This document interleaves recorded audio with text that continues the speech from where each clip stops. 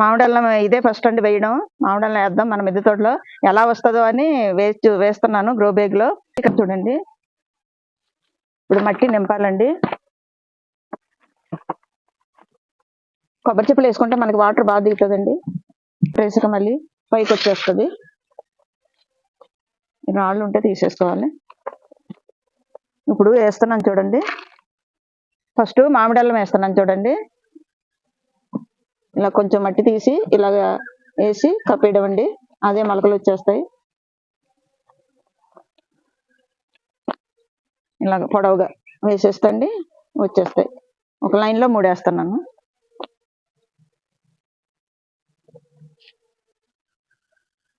మధ్యన వేస్తాను పెద్దది. ఇలా పడుకోబెడతండి. ఇవి ఉన్నాయి కదండి, ఇవే మొక్కలు వస్తాయి.